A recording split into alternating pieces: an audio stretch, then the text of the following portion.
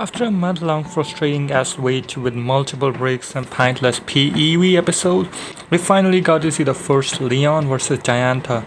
Since it's a 6-on-6 battle, you might as well thought that the writers could use at least one full episode for this battle, even if it's a non-Satoshi battle. When was even we had the last 6-on-6 battle? That's right, it was Ash vs Kukui way back in the Alola exhibition match. Yep, the exact one in which Pikachu defeated Tapu Koko. However, what is the next might not be the best news for the Pokemon fans, to be honest. After a month-long wait, we get an episode when Leon and Gianta's battle is nearly begun, but as always, Poke writers are never out of their controversies. They decide to convert a canon episode to a filler one. So Ash and Cynthia are actually training for their battle, which is good to see. We get to see Cynthia's backstory and Ash's story with Lucario also comparing into a comparison, which is still good. There are some kids who are watching them training. The worst part starts when the girl is lost, but Ash and Cynthia successfully find her as always. Now, obviously, I don't have complaints with because they did the right thing. Obviously, if someone is missing, you should your first priority is to check on them. But I'm pissed off that because when Ash and Cynthia return to the battle, Gianta has already lost 4 of her Pokemon. You read that right. Gianta already lost 4 of her Pokemon. They were Tyranitar, Goghast, Hawlucha, and Aurorus, as opposed to Leon losing only one. And Leon's Rillaboom, who was tanked in the previous battles so easily, it suddenly turned into Super Saiyan mode. I'm pretty skeptical, to be honest.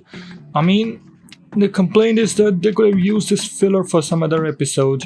Why interfere with a battle arc episode? Wasn't the Chloe Eevee episode enough? Weren't the breaks enough? We were literally excited for a 6-on-6 battle after nearly 3 years. Imagine that, 3 years. Do you even value that patience anymore, Pokemon writers? I would literally take a 6-on-6 battle, especially League battle, obviously in case of any filler episode, even if it's a non-Satoshi battle. And I gotta say, it's such a shame that says a Pokefan who's been watching for Pokemon for about 20 years, that the Masters 8 hasn't had the most memorable battles after such high expectations. Hang on, I know that Ash vs Cynthia is gonna be way better, but it's still will get mixed reviews. It doesn't make up for the first semi-final, which was a lame-ass battle. Not only that, Leon vs Alan was way too rushed and dull. Iris vs Cynthia and Ash vs Steven were too predictable, to be honest, but I still take Ash vs Steven battle well, because he's the main character and it was actually better. Lance vs Gianta was the only unpredictable battle here. We even had seasons full of fillers, so I don't know why the writers wrote it for some other episode. Is it really worth it? Masters 8 is a lovely tournament in my eyes, but the Journey's writers seem pretty uninterested that they even include filler episodes in between the arc or even during the same episode. Then we have those types of writers excluded and take me instead. I'm no writer, but I definitely have more Pokemon episode ideas.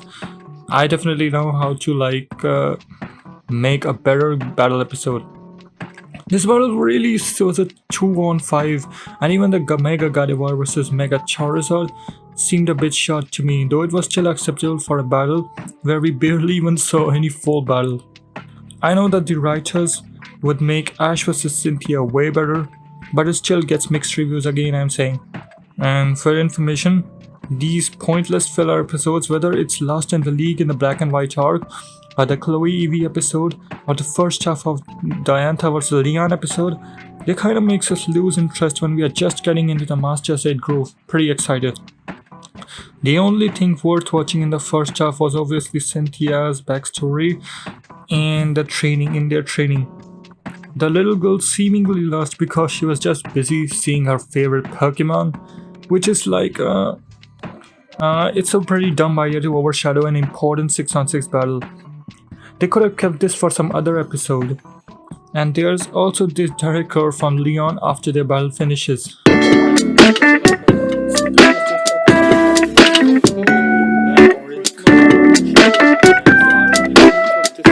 You really think that's gonna make up for a lame ass half skip battle?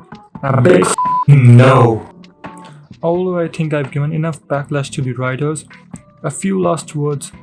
I hope we see an Ash vs Cynthia battle just like an Ash vs Paul battle, Ash vs Sawyer or Alana, even better or even equal than that because some Pokemon previews also shows that Cynthia is gonna retire after the Masters 8. So if this is one final walk for Cynthia, let it be the best walk ever. Also, there's another. Also, in case of Ash wins versus Cynthia but then loses to Leon, I'll be really mad. I don't care if it's an anime, I'll be mad, I'll be salty, I'll be furious.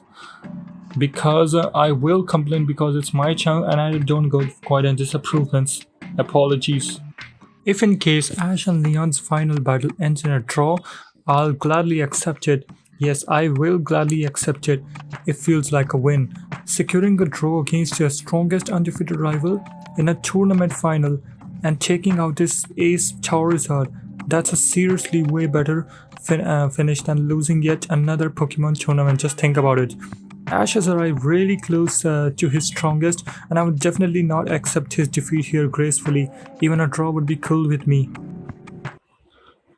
So, I think that's enough for the video. I gotta calm down now.